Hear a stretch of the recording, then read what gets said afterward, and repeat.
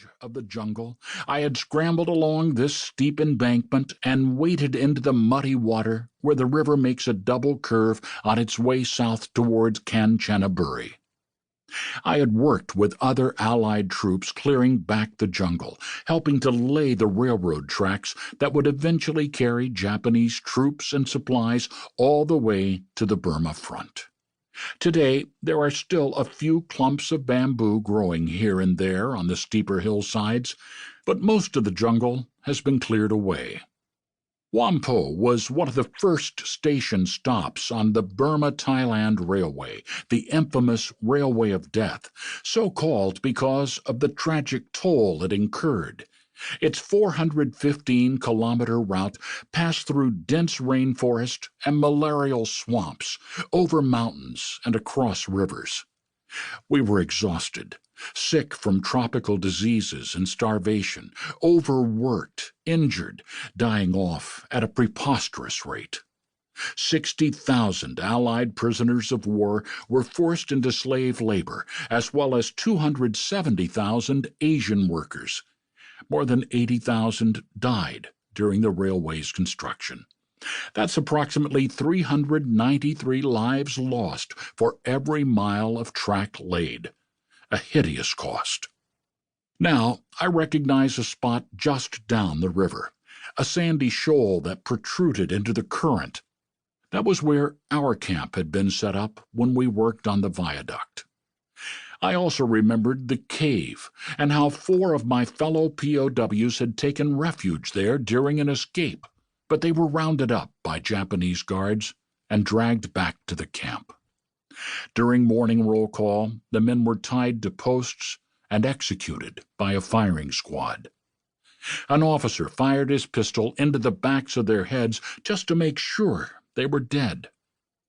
I remembered the sound of the 4 shots.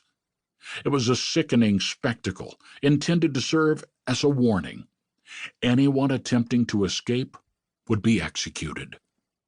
A few days later, we arrived at the Kanchanaburi War Cemetery in a minivan. The movie crew were busy setting up their equipment. Production assistants were hurrying around, placing reflectors and adjusting the boom microphones. It was already hot, one of the hottest days of our trip. The director, a young man in a baseball cap, was finally ready for the shot. I was told to walk through the marble arch of the entry gate and come forward at a leisurely pace towards the middle of the cemetery to meet Nagase Takashi, a former Japanese officer who served as an interpreter in the camps along the Burma-Thailand Railroad. I walk forward. Mr. Nagase shakes my hand and makes a formal apology for the atrocities committed by his fellow Japanese. I acknowledge his apology, and then we walk together to the soldiers' monument at the far end of the cemetery, where we lay a wreath of flowers. We are asked to do this several times. The shot is not quite right. Mr. Nagase isn't speaking loudly enough. I am standing in the wrong place. We do it again. My approach, the handshake, his apology, my acknowledgement, smiles, bows, etc., repeating ourselves for the camera. It is getting hotter, and the midday sun is beating down, making us all a bit queasy. Assistants run out after each shot to hold umbrellas over our heads and give us bottles of spring water. To be sure, the moment was orchestrated, but the emotions were real.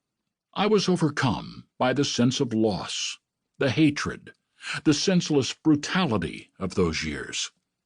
Here, in this tranquil place of manicured lawns and flowering shade trees, we walked past row after row of small headstones marking the remains of 6,982 Allied soldiers.